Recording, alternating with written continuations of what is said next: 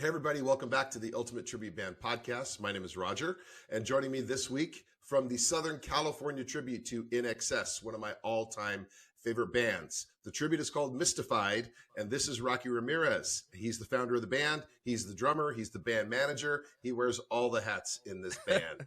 Rocky, thanks for joining me, buddy. Thank you so much, Roger. I'm so excited to be talking to you here and have a great time. Yeah, I am too. INXS is one of my absolute favorites. So I love the music. I love the style. I love the vibe. I love just about everything they've done, the big hits, the deep cuts, everything. So you picked a band that I'm just a big fan of right off the bat. So I'm all about it. You and I have talked, I think, a lot in the past, just about getting this thing going. So tell me about your background. Just you've been in cover bands, or what's been your musical background? Yeah, I've been drumming for about 30 plus years. Grew up, my brother's a guitar player, and we kind of did the whole thing where we, learned Smoke on the Water as our first band, as most musicians do, or something like that. Rolling Stones, Led Zeppelin, and kind of took it from there. And we started writing a lot of material and playing all up and down Hollywood Boulevard and Orange County and trying to make it as a band. And we had some success. We played we interviewed with MTV a little bit and tried to get a show up and running. We played a side stage at the Vans Warped Tour. Our album was in Tower Records, kind of selling on the side. It just happened to meet this guy who was like the district manager of all the Tower Records, and he liked it, so he put it in there. So we had some success, and then after that, it was like, I don't even know, 10 to 15 years of trying to grind it out and do that and be with different bands with the same members. It just got old, just making money for everybody else. Because these clubs, as most people know in Hollywood, like you're one of 6 or 7 bands and you're each selling $1,000 worth of tickets. And you just are trying to get someone to notice you, which I sympathize with those people, and I would love to write original music these days and do that. But I started making my own cover band and saying, wait, I can get paid for still playing music, but playing other people's music. So I started my own cover band, and that went on for about a good 10 to 12 years and got into the wedding circuit, played a bunch of bars, played all these city events and summer concerts, and really learned a lot how to be a dance drummer, because before it was all about my huge rack of drums and like playing a 5-minute drum solo and look at me kind of thing, you know what I mean? And like the hardest hitting rock as possible. And then it went scaled down to a 4-piece kit and let me just lay the groove down. You know? So that was way different. I had to learn a lot. And I also learned about how to take a step back and be a band manager, which I wasn't used to at all, and I learned, okay, how do I get people to book us? And I kind of been in the sales industry for years, and that was one thing that helped me, whereas I could talk to people very easily, and I could say, hey, like, this is a need I think you might have, like, let us come and play here and see if you like it.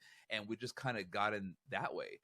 So it cover bands, and it was my life for a long time. And me and a buddy of mine actually put together a small documentary about cover bands and the struggle of, like, playing 4 or 5 hours and being out there late at night and having to be away from your family and that kind of thing. So, oh wow, is that something we can find somewhere? The documentary? It is. Yeah, I'll put the link in. Oh yeah, absolutely. So you guys can watch that. Yeah, it's pretty cool. It's called Covered. So it's kind of a cool take on the cover band life and the struggle that people go through that people don't know, because they'll show up and dance, or they'll show up and hire for your wedding and then you leave, but they don't show the before and after and what you do to get there. Yeah, I think it's a pretty common story that a lot of players kind of they're working and slaving to do their own thing, and it's an absolute rat race out there especially when you're in a town like Southern California, LA. Oh my gosh. Where, I mean, if you're in Indiana, maybe you can be the rock band that's in town or one of a handful, but man, there's a ton. And then it just becomes a bottom feeding type of thing where it's, well, who will play for the least amount of money to keep getting the gigs, and you're just running in circles. And at some point, a cover band just becomes, it's funny. I was in a corporate cover dance band for a lot of years, and we had what we started the term, and I didn't come up with it, but somebody came up with it. There's what you would call your money band, and then there was what you call your creative outlet band, and that might be your originals band, or you might be doing covers of more obscure or more unique or more niche kind of things that aren't going to get booked regularly. But for you, that's an outlet. You want to play it. But then you have your money band, and a lot of guys and girls are in those two worlds. Mm-hmm. I've got my band that gets my creative juices, but then I've got my band that's kind of making me money and paying bills. And I got to play covers, and I got to play dance tunes. I got to play weddings. I got to play corporate, and I'm getting booked. So I probably should keep working that side of things. It sounds like you've got a business background, so you might be ahead of the game where marketing yourself or pitching yourself to people, selling yourself better than maybe guys and girls who are just straight up musicians and aren't that business side, you know? Yeah. I had to learn a lot of it too. Like I just didn't I knew the business part of it, but I didn't know the cover band business. Because what I did, I'm a super nerd and I like to research stuff. And I would look online, I'd be like, guys, like we're competing literally in Orange County with 500 other cover bands. And some of them would be like, you know, however they got to it, they'd have a better production because they had the money to do it for however they got that, you know, where it was a producer working with them or individuals just fronting the money. You know what I mean? Like they would just outwin it because of that. And then you would do stuff like Concert Share, which I'm sure you're familiar with, and you go there and you're competing with people live in front of you, you know? And so in the tribute band world that I'm in now, it's a lot easier to be separate and be noticed. Okay, so I'm not competing. Yeah, so let's talk about that. So you've been doing the cover thing. Yeah. And so what triggered you to kind of say, I think I want to transition this? And let me ask you this before we even go there. How do you define the two terms, cover versus tribute? This is you know, obviously this show is the ultimate tribute band podcast, and I think we've covered these definitions multiple times, but it's always interesting to hear everybody's individual take on this thing. So can you give me your definitions of what you think those mean? Sure. I actually separate into 3 different parts instead of just 2. So you have the cover band, the muddy band, let's call it. Sure. They're just playing other people's songs their own way. And you could also play them like let's just say 80% of the same song structure, how it is, but you're throwing your own little things here and there, your own little solo, if you will. You're jamming it out. You're doing that kind of thing. You're keeping people to dance forward because the song's not stopping and it's going into another song, right? And then I feel like there's 2 different tribute bands. There's a tribute band that's paying a tribute to the actual band. And then there's the hardcore tributes like Fab Four, let's say, because I know you talk to them, who spend like thousands of dollars to recreate the same exact guitar and amp and drum set and everything like that. Like that's, to me, is a whole nother level. Like they're both tribute bands, but one's like, you know, like that hardcore tribute band where they're exactly like it.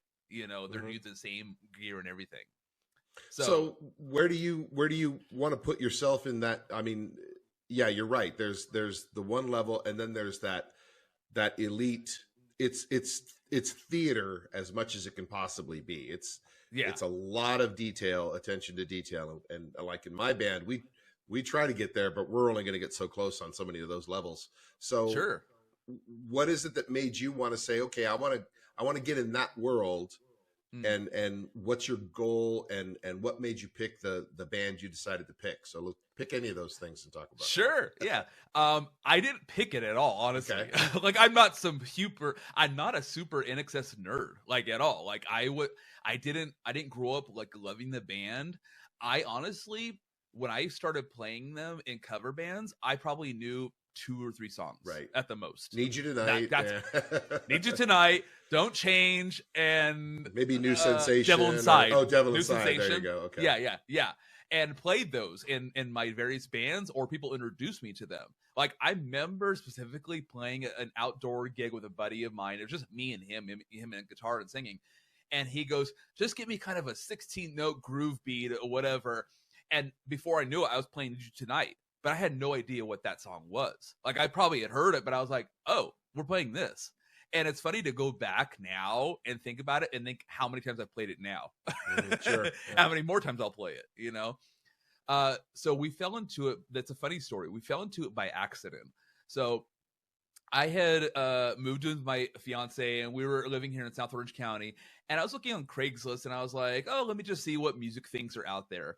And I stumbled upon this guy who posted a picture of himself, and he looked kind of like Michael Hutchence. He had the hair and everything like that, and had that kind of look. And he's like looking for a bass player and a drummer.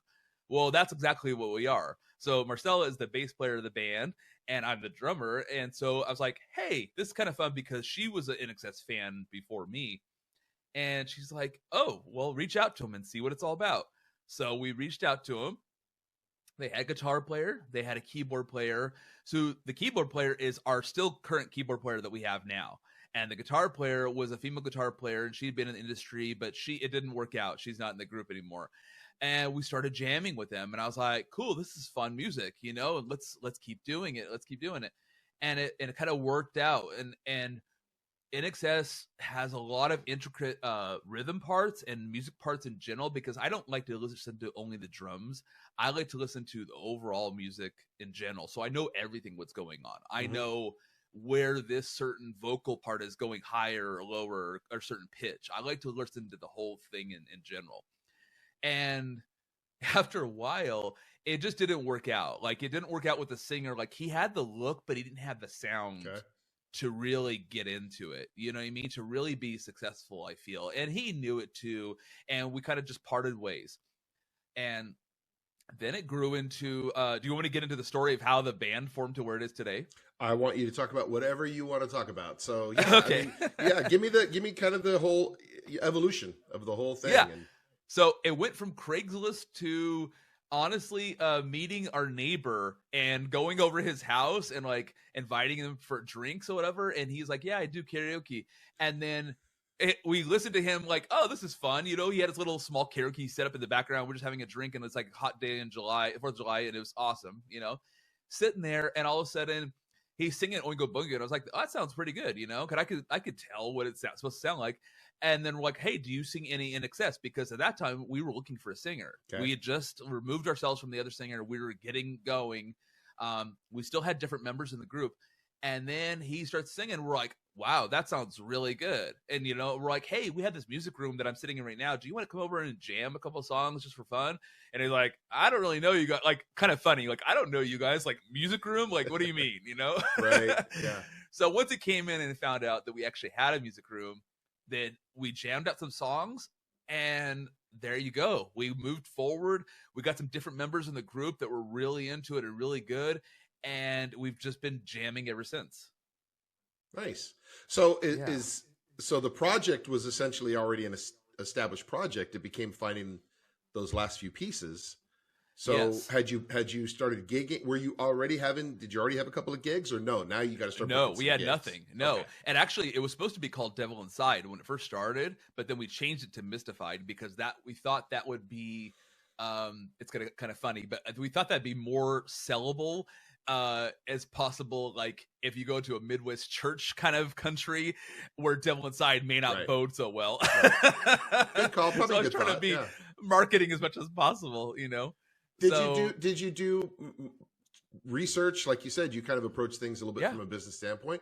Did you look at other INXS tributes out there, and did you kind of just kind of go, okay, who's named what and who's doing what and where do we fit? I didn't start doing that until we really started gigging. Okay. I really delved into that a lot. So we kind of took pictures. We did our simple promo video. Which is kind of funny to look back at now because we were so green together and not jamming. You know what I mean? Right. Like we did as best as possible, but you could just see how we're just trying to still barely remember the songs, you know? And then I was like, well, as a band manager, I was like, and they just kind of threw it at me. I didn't want to be the band manager. They're like, well, you already kind of knew this world and knew gigging and stuff like that. Like, why don't you just take it over? I was like, okay, you know, and I'll do the best I can. So I was like, well, maybe we'll get like 2 or 3 gigs this whole year because we're still kind of getting our feet wet. And there was such a need for it because I didn't know how big INXS was to the hardcore fans because there's no INXS tributes out here in Southern California or the West Coast side. Yeah. There's some in East Coast that are fabulous what they do. And then Australia, there's a couple over there. Yeah. But there's nothing over here. And the response we got was incredible. Like, we played, our first show was a free show that we played at this local bar that our keyboard player knew, and tons of people showed up, like family and friends, of course. But then once we actually spread out like what we were doing, like the place was packed of people, and they were singing along. They loved it. I was like, this is crazy. Like, I've never had this in any original band that I've done, like kind of doing that response. So we're so blessed in everything that we've had. And it grew from, I thought it was going to be like 2 or 3 gigs for the whole year, and I think we played 16 last year or so. That's it impressive. Was crazy. So as the band manager, was it falling on you to come up with all of the promo and marketing? And did you just help design the logo? Did you hire somebody to design it? I mean, how hands-on were you? Yeah. Kind of both. So I hired someone to design the logo, because I said, here's the name. I wanted it to look like INXS. So if you look at the INXS logo, it looks very similar to it. So I wanted to have that kind of reference point. And once we had that, I had a bass drum logo made up. I actually wanted to do things different, because the one thing I did when I ran my cover band, dance band, was I was too hands-on. I was controlling everything, and that's honestly how it burnt out from me wanting to end it after like 10 or so years. Is I was doing everything, so I got really burnt out. I wasn't enjoying playing anymore because I was doing everything. So This band, we actually are really good. Like, I kind of delegated jobs. So my fiance, Marcella, she handles the social media stuff for the most part, Instagram a lot, and some Facebook. And then like our keyboard player, we kind of joke around, she's our HR. So she handles like any business stuff that I tell her to do. Like, she handles booking the rehearsal studios, talking with people, certain things like that. And then Angel, our guitar player, he's in charge of all the technical stuff. So he's in charge of all the mixer setup, everything like that. And everyone has their own job. So now a lot of it is not on me anymore. I foresee the whole big picture and get us the opportunity. So usually how it works is I'm usually calling or emailing the venue and doing that part of it and closing the deal myself. Or Marcella is giving me the contacts she finds and contacts other bands or other venues on Instagram or whatever else. And then she'll get the contact, give them to me, and then I'll reach out that way. Gotcha. So it's worked out so good where I don't feel overwhelmed. Everyone has their own job, and we're kind of feeding each other, so to speak. That's really good. Delegate some of that work, and then nobody's taking on too much of one thing, and it probably plays to everybody's individual strengths, Yes. And so there's a confidence level there. So when it comes to booking, how did you got your promo together? What were the steps? Yeah. What did you do? Did you go to venues? Did you go to agents? Did you kind of do both, or were you just knocking on every door that you could? I was knocking every door that I could. We have 1 or 2 agents that we work with still to this day that got us in there, got our feet wet and started getting us into these 80s clubs where they'd only do these 80s groups or tribute bands. And we got into there. And then I started just reaching out to, what we did was we wanted to reach out to venues that are already having tribute bands. So we looked at where all the tribute bands were playing, including yourself. We went to the same venues and we started reaching out to them and just saying, hey, here's who we are. Check it out. If you like it, then we'd love to come and play.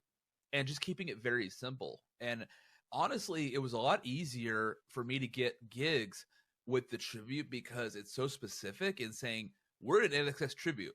Rather than saying we're a cover band, right. We can play 60s, 70s, 80s, 90s, 2000s, whatever. We can play everything.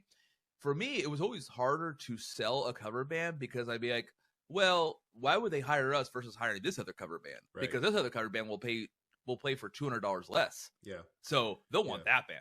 We're all playing the same 30 to 40 dance songs for the most part. So it becomes harder to separate. Tribute bands, obviously, you can separate. We're an INXS tribute. That's who we are. Right. So we're not Metallica and we're not Garth Brooks. So people kind of know what they're going to get. That tells you what venues you're probably going to want to look at.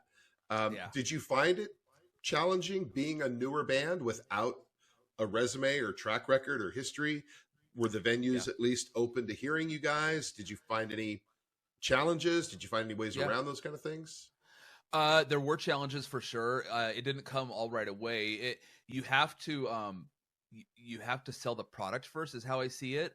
And then once you have the gigs lined up where you've played all these different places, then the bigger ones come to you and say, oh, well, you've already done this, so we would like to have you now because you've already proven that you can play these places. And so the more you play, the more you're able to get other stuff and be busier. What about as an opener? Have you guys done that kind of stuff where that way got you on a stage with somebody established and the venue saw you, guests saw you, fans of the other band now kind of see you and become fans of yours? Yeah. So there's two specific venues, Belly Up and Garden Amp. So between those two venues, Belly Up they're honestly one of our favorites. And I'm not just saying that because they book us, but we've played there as an opener 3 times, and I feel like they're naturally gearing us up towards being a headliner one day, which is our ultimate goal, right? Being a headliner, because that's where you want to go to. Sure. But they've honestly been great. Day one, we started working with them, and we've met some incredible tribute bands and become friends with them. So we've played with Queen Nation, who I know you had on. I watched their interview. That was super fun. We played with Super Diamond, which is a Neil Diamond tribute. They've been around for years. And then our last gig we just played was with Dead Man's Party, who's an Oingo Boingo tribute, and they're amazing.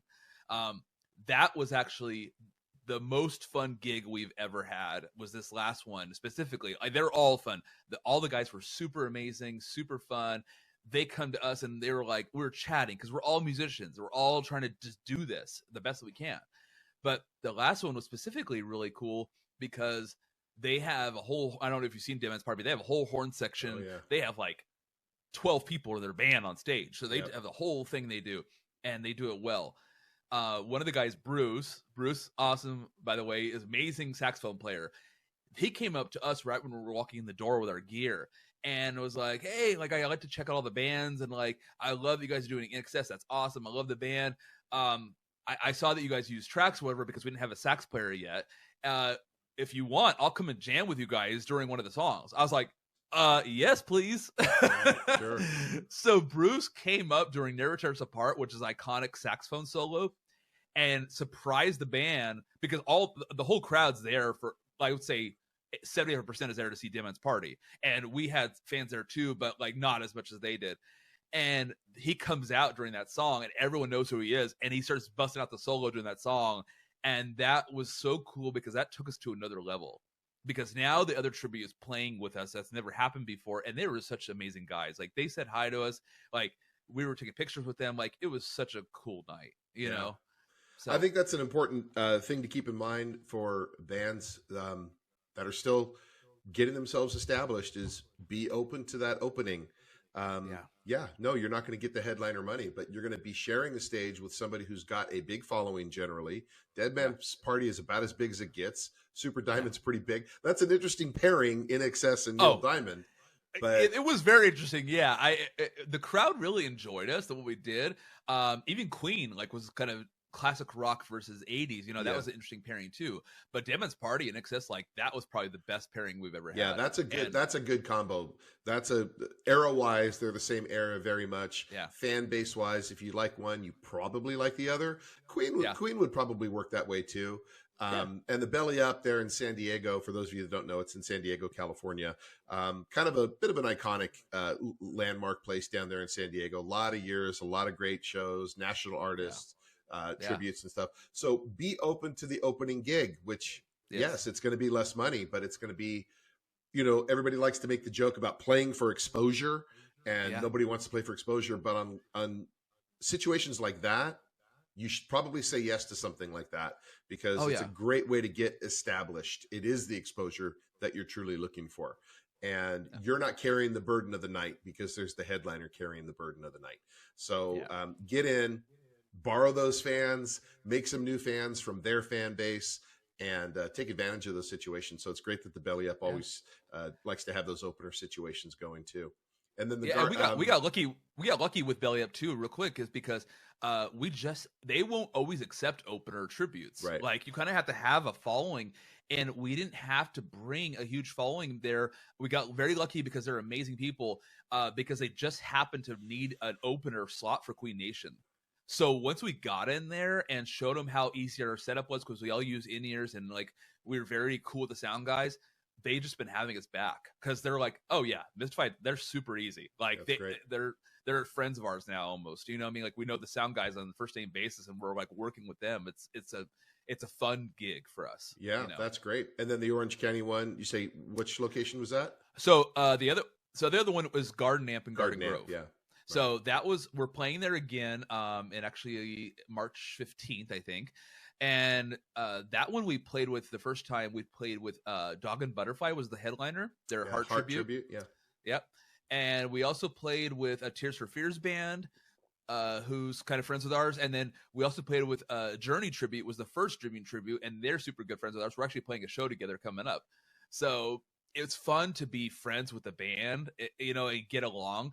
And that one we played second for, and that one's a cool outdoor venue where you're playing in front of 500-600 people, and it's a full outdoor theater, and it is super fun. Like we got amazing photos and videos from it. You're on this loud stage, you only playing for like 30-40 minutes. Right. You're on and off, but the response that we got and the crowd interaction was amazing. Yeah. So we felt very fortunate to be there. At a short set like that, you are literally giving them just the biggest hits. So usually you can come off looking really good, really energetic, and it all helps build that fan base. So Rocky, while we're talking about the shows and all that kind of stuff, let's take a look at you guys in action. So we're going to cut to a video. We're going to watch a little bit, then we'll come back and talk a little more. So everybody, check out Mystified, Southern California tribute to INXS. We'll be right back.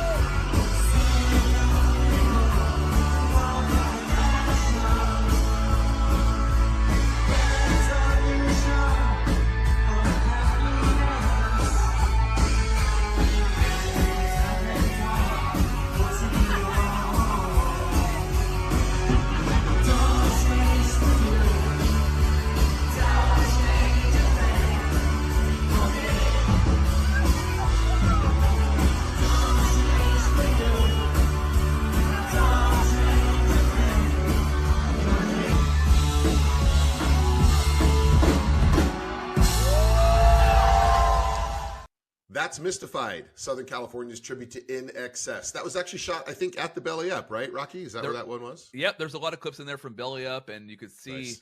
how many crazy amounts of people there are there. And like, it's kind of funny when you're there and you're the band, like, unless you actually change and don't wear a wig or don't wear whatever you wear, if you're walking around, like, there's 1,000 people grabbing your attention and want to take pictures, and it's so overwhelming, but it's fun at the same time.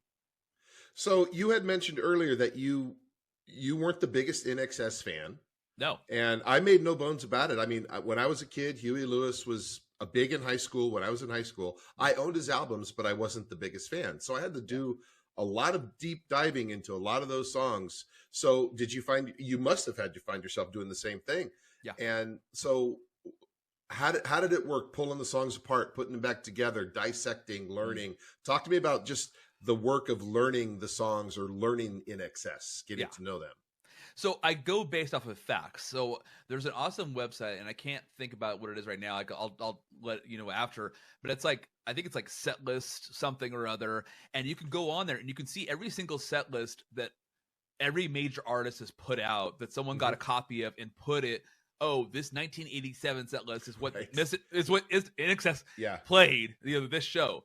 So the reason why that's important is because I took that and it has a thing where you can see all the averages of all the popular songs they've always played. So you can see, oh, all these songs are the popular songs. And, because I can go on Apple or Spotify or whatever, and I can see like what's on there. That's easy. Right. But this one actually said like, okay, Original Sin is popular. Listen Like Thieves is popular. Kick is popular. Like all these songs are popular. And then I said, okay, cool. I'll take all these songs and then I'll create all these songs that I think are really good too. So you have kind of the A list and then you have the B list and then you kind of mix it together. So that's really what we started doing is we started going on there and I said, let's learn these songs. And then I got the feedback from the band. What do you think about this? And they would say, oh, let's do this song because this song's fun. Or this song's dancey, And we went from there. We just started adding in all the hits and learning them all as fast as possible. Well, actually, what happened is we heard there was another INXS tribute possibly coming to LA, and that lit a fire under us to start learning everything right away and then get gigging. So once we heard there was a possibility of another group is when we lit a fire and started going. Well, look, I mean, I was actually a little surprised to hear that there really wasn't another established INXS tribute in Southern California. So many bands have multiple tributes. Oh, yeah. And INXS is a super popular band. Yeah.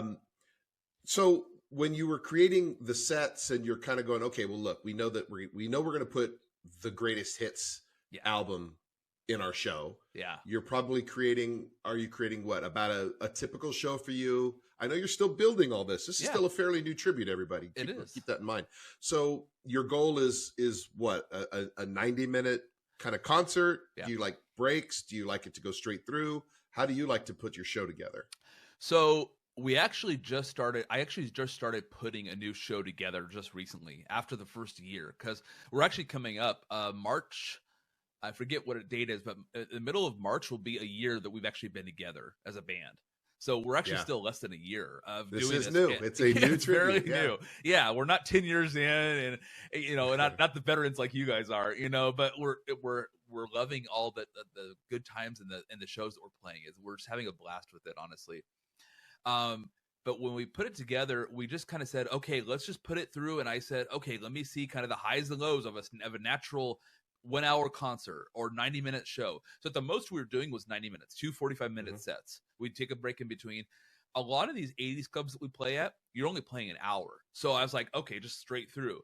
But now what I'm doing is actually creating, I'm taking a lot of the things that a lot of the headliners do, like Queen Nation, like Super Diamond, all these things. And I'm actually building a show like you would a Broadway show or a theater. So I'm actually doing it like, okay, once we start, that starts here and go all the way through. No breaks, like all the way through to the very end. And we'll put an amazing INXS concert together for them. We'll bring the live aspect. And that's always what we try to do with our shows, which is super fun for me, is that we always listen to the live shows they played and stole parts from there.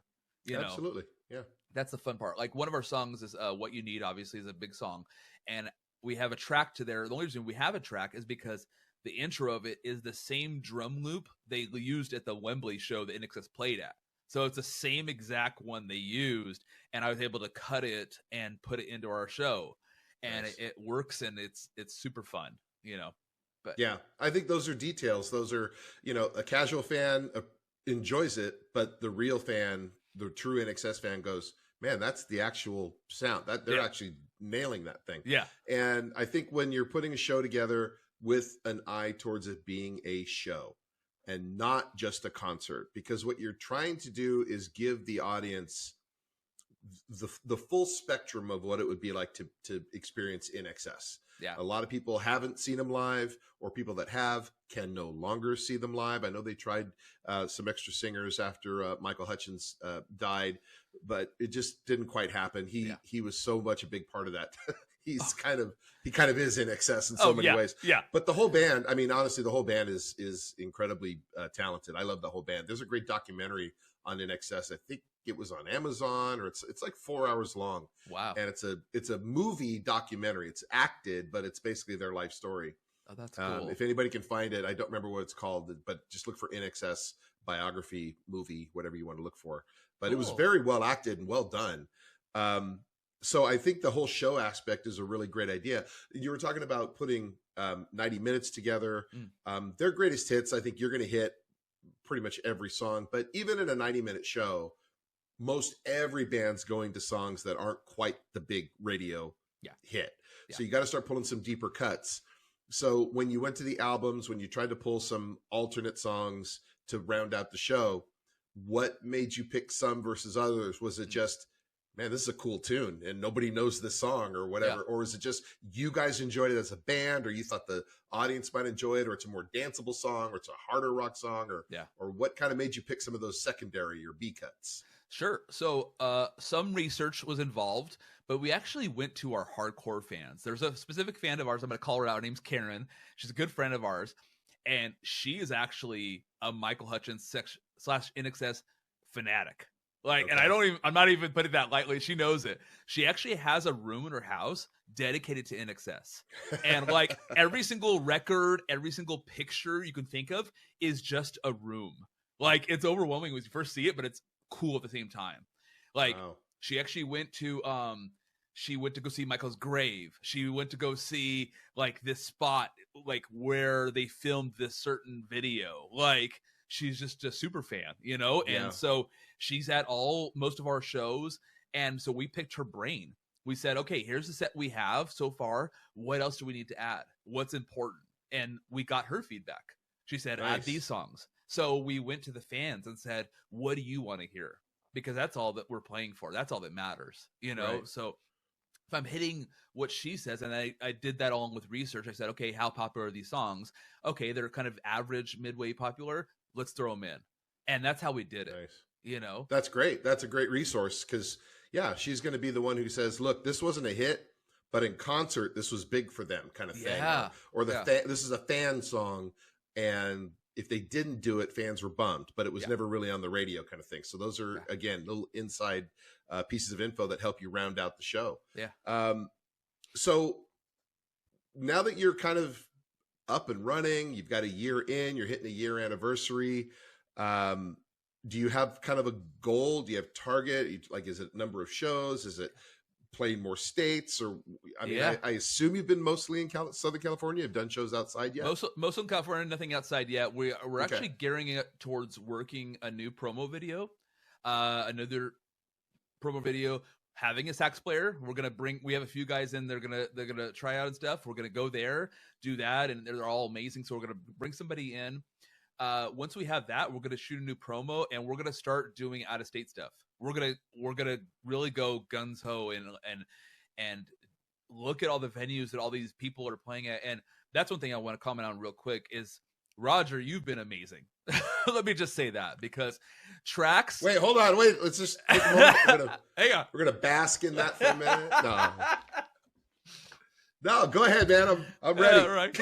No, honestly, I'm such a music nerd, and you know as well as I do. I don't know if you experienced this, but when I was in cover bands, you're competing with each other. Like, there maybe like not said out loud, but you're like, yeah, you're cool and everything like that. Or like, that's fun. But you're like, oh, I'm gonna get that gig, not you. You know, that Right. kind of thing. Like, it's a really cutthroat, fun business at the same time. But with tributes, it's like, well, he's not competing. He's not an INXS tribute. He's a Huey Lewis tribute. You know what I mean? Or he's a Queen Nation. He's a Queen tribute. You know, like there's more camaraderie because you're not competing for the same thing. You're competing for the same venue, but you're not competing with the same band. You know, and Right. honestly, the guys from Dead Man's Party, the singer for Green Today, like all those people. We literally, after we played Garnamp, it was overwhelming because we didn't ask any of these people to come. We had the lead singer, Ernie from Van Halen, who's a huge Van Halen tribute. We had the singer, and I can't remember his name off the top of my head right now, but his the singer for Green Today, which is a huge Green Day tribute. They've played headlining shows at the same venue we just played, you know, where we were second. And they came just to say hi and hang out with us. Oh my gosh. Like, it's so cool, you know? And we were at the Belly Up. We were playing Dead Man's Party. We were in the audience just watching the Dead Man's Party play.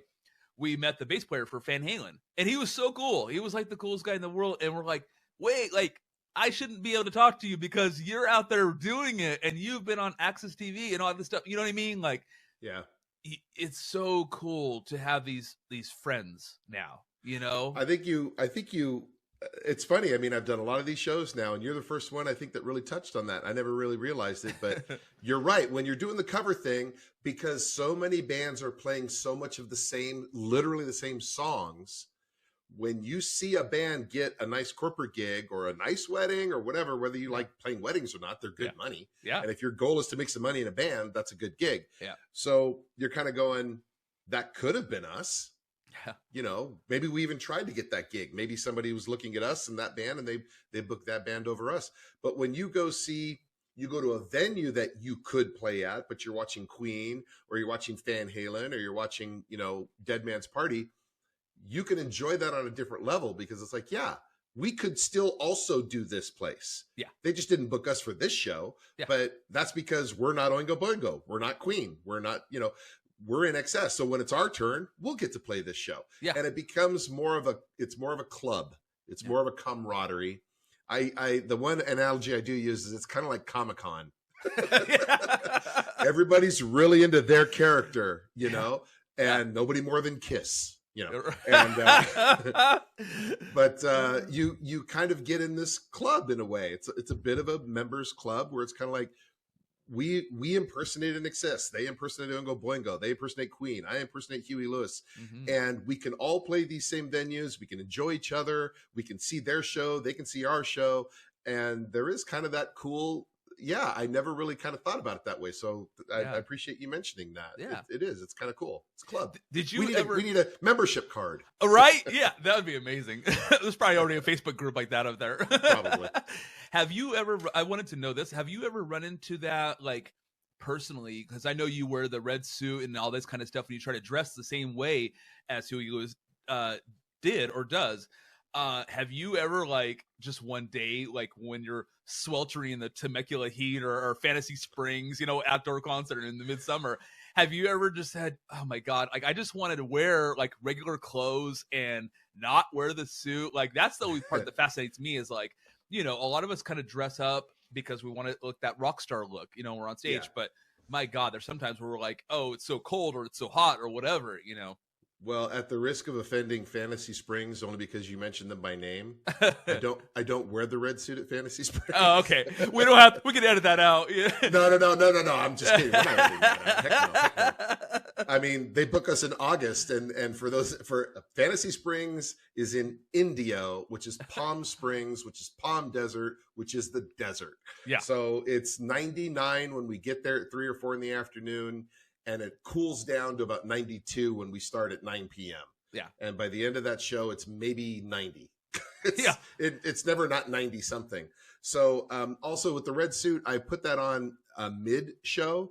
Oh. So some venues I can't do a change because there's nowhere to go. It would take too long. If it's sometimes I'll bring a little portable dressing room and I'll set it up right off stage, but most of the time it doesn't work. So Fantasy Springs is more of a rock show, so I'll dress more in more of a rock outfit and not really a Huey specific look. Got it. But it's still period. It's still kind of 80s. But if I don't do it at a venue that's a theater, that's a ticketed thing, that we have control, people would kind of go, where's the red suit? You got to put on the red suit, which is funny because he only wore it in one video. Yeah. He doesn't wear the red suit ever on stage for the most part. He never really wore it in concert. He wore it for the I Want a New Drug video.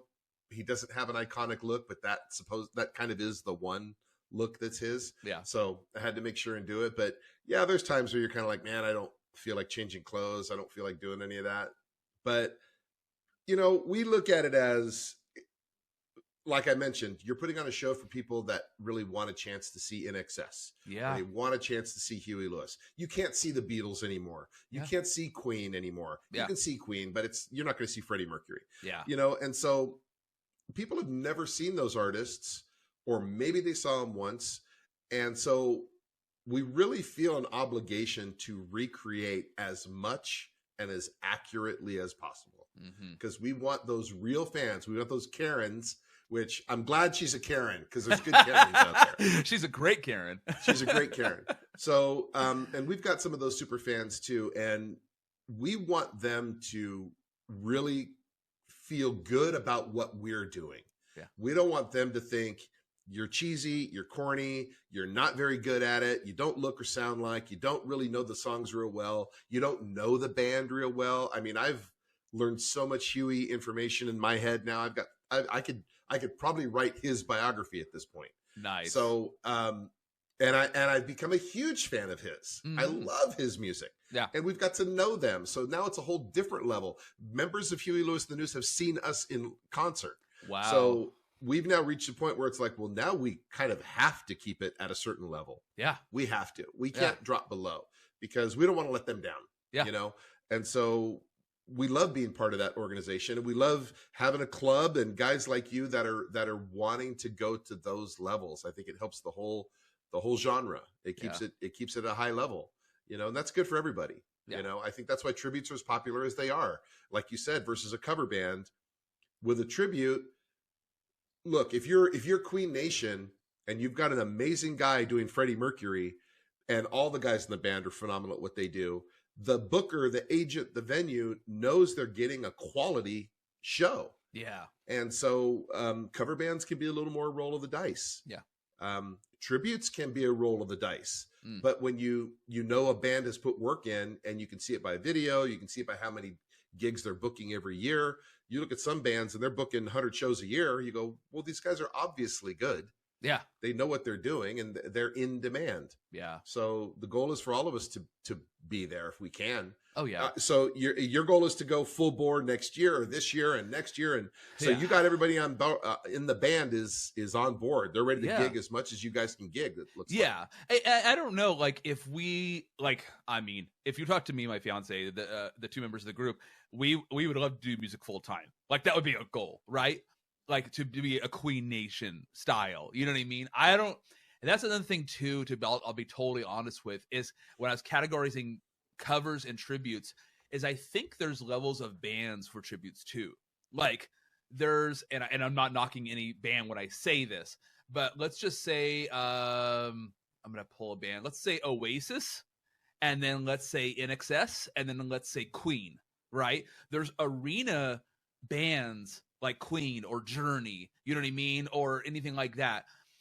Then there's INXS is kind of in the middle. And I mean, as far as like fan base, you know what I mean? As big as they were, I don't think they were ever, even though they played Wembley and played this humongous show, as far as reaching out the entire public, they weren't around long enough to have a Don't Stop Believing type of song. You know what I mean? They have them, but you know what I mean? Like that frickin' song. If I never play that song ever again, I'm okay. It's a running gag in this show, so you're all good. Yeah. But you know what I mean? And then there's like, okay, if you're down on this level, whatever, and not to demeaning the bands, but if you're down here, like you can only go so far. You know what I mean? Like we want to push it as hard as we can. Yeah. But I'm realistic at the same point where I don't know if we could book that many shows like a year. I'm gonna book as many as I can, Yeah. but I don't know if I'll ever be to that stadium level type where I'm booking 180 shows a year.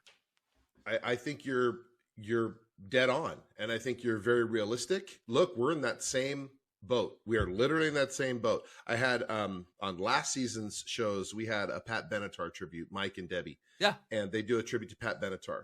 And we had kind of we know where we are in the pecking order or the hierarchy of tributes. Yeah.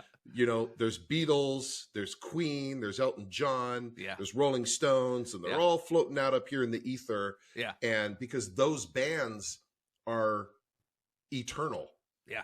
And then you start moving to the next tiers below, and that might be Pat Benatar. That might be Foreigner, Styx, INXS. Yeah. And I even said we might even be a notch below that in terms of the general public perception. Huey Lewis might be even a notch slightly below that in terms of people remembering and wanting to see that particular band. Yeah. It doesn't mean that the band wasn't great. I think they're a phenomenal band. INXS is one of my all-time favorites. But if I've got 3 nights to book and I've got Journey, Beatles, Stones, and INXS, I'm probably not booking the INXS. Yeah. Yeah. I'm probably not booking Huey right. or Foreigner. I mean, another way to put it is if all of those bands were in their prime right now at the same time, the Beatles are still together. Yeah. The Queen is still together.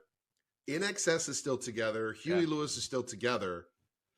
Beatles and Queen are selling out arenas around the world. Yeah. Yeah. INXS and Huey Lewis are selling out some United States stadiums. Yeah. And festivals like crazy. These are both at their peak. Yeah.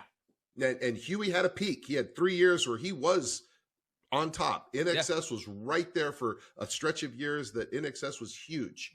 Yeah. And in Australia, they're probably still considered one of the biggest bands ever. Yeah. And in the US, they not as much. And so when you go into it with that understanding, we know we won't book as much as Queen Nation or Fab Four. But what we do have control over is how good the production is. Yeah. Yeah. So I will tell you, we won't be as busy, but the quality will be as good. Yes. And actually, I wouldn't want to be like, as much as I love Journey, like I've tried out for some Journey tributes back in the day, but I'm actually glad that we're doing the tribute that we're doing, because I wouldn't want to be in a group that big and be competing with the other Journey tributes that are out there. Like, I wouldn't want to compete with DSB. Like, they're the biggest Journey tribute around. Even though they're not dressing up like them and everything like that. Like, I wouldn't want to compete with that. You know what I mean? Yeah. Like, so I'm glad that we're not in the nice average tier where we can choose the high quality gigs and stuff like that and build up to something, and without a lot of INXS tributes, you've got a little bit of a cornered market. Yeah. Or even if there is 1 or 2, there's still not a lot. There's not as many as Journey. There's not as many as the Beatles. There's not as many as the Rolling Stones. So, you're right. If you can carve a little niche out that's yours, more power to you, brother. So we want to follow you guys. So let's do this, everybody watching and listening. The band is called Mystified. Their website is mystifiedband.com. Yeah. Facebook, Instagram is @mystifiedband. Yep. They're about 1 year old. They're still building this whole thing. So give them some support, show them some love, follow them, like them. If they're playing near you, go see them. And let's see how this band does. And let's check in with you every now and then, Rocky, and Awesome. See how things are going. It's kind of like this will be our project tribute that's still kind of new, getting off the ground. So I appreciate all the time, man. And I'm glad that in some way I helped inspire or give you some creative ideas, or and all the other guys. I mean, if you're following the templates of Queen Nation and Dead Man's Party and bands like that, holy cow, dude, you're following the right guys, man. Oh sure. Yeah. Well, specifically, I know you. I know the guy from Billy Nation. You know what I mean? Like between the both of you and a few other guys, like I was like, I had to be specific. I was like, okay, let me not bombard him with questions. You know what I mean? Let me be specific. And then, once we kind of offered information, like you helped me along with tracks. Like I run tracks easier now because of your advice on the laptop, it's just, so thank you so much for all the advice you did that made my life in this band a little bit easier. You know what? It's my pleasure, Rocky. And in some, whatever selfish way it might be considered, it's because I want everybody to do better. Yeah. If everybody does better, then we all do better, rising tide and all that good stuff, man. Yeah. So, Rocky, did we hit everything, buddy? Anything you wanted to mention? I haven't mentioned yet, Oh, we're good. Did we cover it? That was so much fun. Thank you so much. You got it. The band is called Mystified. It is Southern California's tribute to INXS. This has been Rocky Ramirez. Thanks for taking the time, Rocky. Appreciate it. All the best to you. We will be checking in with you, man. Okay? Great. Thank you so much. Thanks again. All right, everybody, that's going to do it for this episode of the Ultimate Tribute Band Podcast. I thank you so much for joining me. My name is Roger. We'll talk to you again soon. Thanks. Have a great night.